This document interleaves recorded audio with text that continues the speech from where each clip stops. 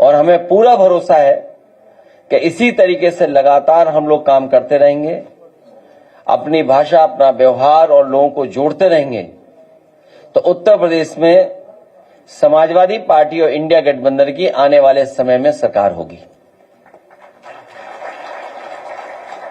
Samajwadi party Netaji doctor Ram Manohar और बहुत सारे यहां साथी होंगे, वो जानते होंगे कि समाजवादी पार्टी और नेताजी का संघर्ष हमेशा रहा है कि दबे कुचले, गरीब, पिछड़े, दलित, आदिवासी, वंचित, शोषित लोगों को कैसे सम्मान और उनको सम्मान के साथ साथ राजनीतिक हैसियत कैसे बढ़ाई जाए, उस पर लगातार काम करते रहे।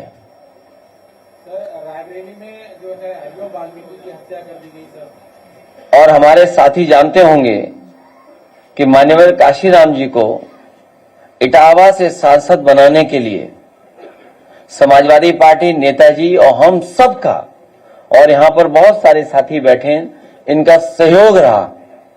और उसका परिणाम ये रहा कि जो कम्युनल पॉलिटिक्स थी उस समय पर, उस समय जो कम्युनल पॉलिटिक्स पीक पर थी, उसका मुकाबला अगर किसी ने किया था तो सपा बसपा, और बहुत विस्तार से हम लोगों को आर.के. चौधरी साहब ने भी बताया कि किस तरीके से चीजों को उस समय अनफोल्ड किया था।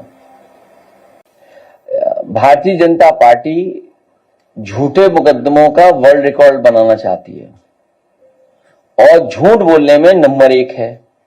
एनसीआरबी के आंकड़े जो बताते हैं, जहां महिलाएं, बेटियां और कम उम्र की बच्ची सबसे ज्यादा असुरक्षित कहीं है तो उत्तर प्रदेश में है।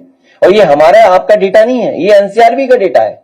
और इसके साथ साथ सबसे ज्यादा अन्याय अगर कहीं बढ़ा है, कहीं हो रहा है दलितों पर, तो वो उत्तर प्रदेश में हो रहा है। ये भी एनसीआरबी का आंकड़ा बता रहा है।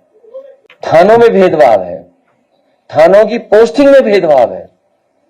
जब पीडीए का ग्राफ हम लोग जारी करते थे तो ये ऑनलाइन जो नाम होते थे उनको हटा देते थे और कहते हैं कि डेटा गलत दे रहा हूं मैं, क्योंकि पीडीए के लोग वहां नहीं हैं, इसलिए पीडीए के लोगों पर अन्याय हो रहा है। और ये घटना जो बरेली की है, ये है कानपुर में अखिलेश दुबे की घटना को छिपाने के लिए। रोशनी की रात को, बराफात को, वहां पर वो लोग या जो भी रहते थे समाज के, सेवा करते थे। धार्मिक हमेशा सेवा हुई है, कोई पहली बार सेवा नहीं हो रही थी, पहली बार इस तरह का कार्यक्रम नहीं हो रहा था।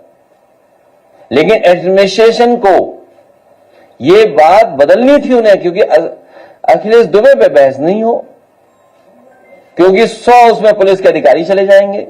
चीफ जस्टिस ऑफ इंडिया, उन्होंने बुलडोजर के खिलाफ बोला दूसरे देश में जाकर के।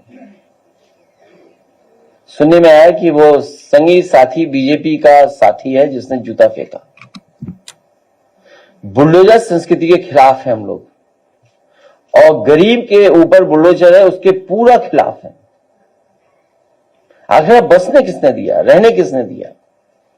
आप उनको हाउसिंग नहीं दे रहे, उनको नौकरी नहीं दे रहे, उनको जॉब नहीं करने दे रहे। तो मान्यवर काशीराम जी की प्रतिमा हम लोग रिवर फ्रंट पे लगा देंगे, उनके लिए 500 मीटर का एक बढ़िया पार्क बनेगा। इस वीडियो को लाइक करें, हमारे चैनल